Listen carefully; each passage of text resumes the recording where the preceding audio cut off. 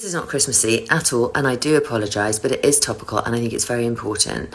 I've been following, as a lot of people have, this situation between Blake Lively and Justin Baldoni, and I must stress, I don't know either of them. I've never met either of them, and I wasn't on the set, so I can't speak to any of that. But what I will say is, what it has highlighted is this machine that goes into effect when a woman complains about something legitimately offensive, upsetting, harmful, or whatever in this industry. So the general sense is, I've been on a film, for example, where I was, by the end of it, referred to over the walkie-talkie and to my face as that cunt, because I had said, I'm finding it very difficult. My co-star is drunk every day, and he's obviously going through something, and I have full sympathy for that, but I'm also waiting, as is the whole crew, 6 hours a day for him to learn his lines, and it means I'm not getting to see my daughter in the evenings ever for the whole movie.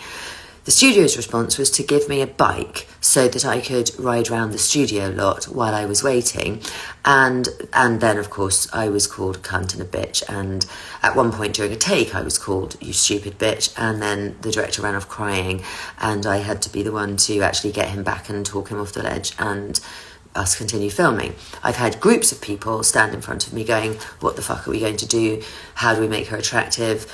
That's all. That happens to everybody. I was put on such a strict diet and exercise program on one movie that I lost my periods altogether. That's happened twice.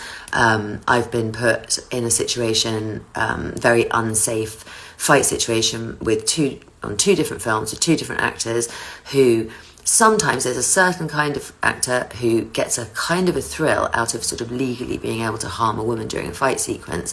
And I was harmed to the point where there were MRIs proving it. And actually what happened was I was gaslit and made to feel like I was the problem, blamed and ostracised, left out of cast dinners, not spoken to.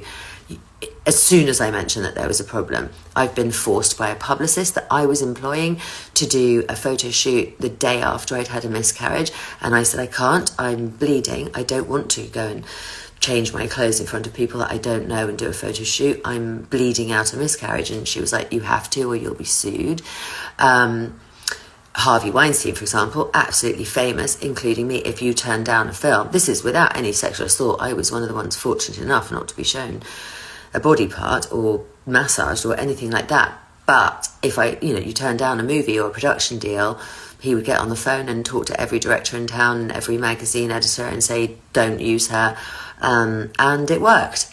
And it's really important that, whatever ends up happening with this case and whatever turns out to be, the outcome, this is going on. This has been going on forever. I've got about 47 million stories similar to this where you turn down I was actually, at the age of 18, felt up by somebody that I really trusted on a crew, went to the lead actress, who's known for being a supporter of women, and said, this has happened, and was told, no, it didn't. Went to another actress and said, crying, I've just been assaulted by this man. Again, no, you haven't been. So this has just been going on forever. And what's really depressing is I see a lot of men going around saying, oh, it was very different a while ago. The climate's so different and it's so much better. It fucking isn't. And if you're a woman and you have a legitimate complaint, not, I don't have enough baby llamas in my trailer and I'd like more of a lion, but somebody's touching my boobs or calling me a cunt or calling me a bitch or whatever, you're fucked. On the whole, you're fucked. If you mention it, you're fucked. It's supposed to be that you absorb it and somehow then you're somehow the homie. That's got to stop. That has to stop. And I'm grateful to Blake Lively for highlighting the fact that this is not an archaic problem that no one's facing. This is continuing. And then when it does happen, a machine goes into place to absolutely destroy you. And I'm sure that's the case in other industries as well. And it's just got to stop. Sorry about it not being Christmassy, but I think it's really important. Anyway.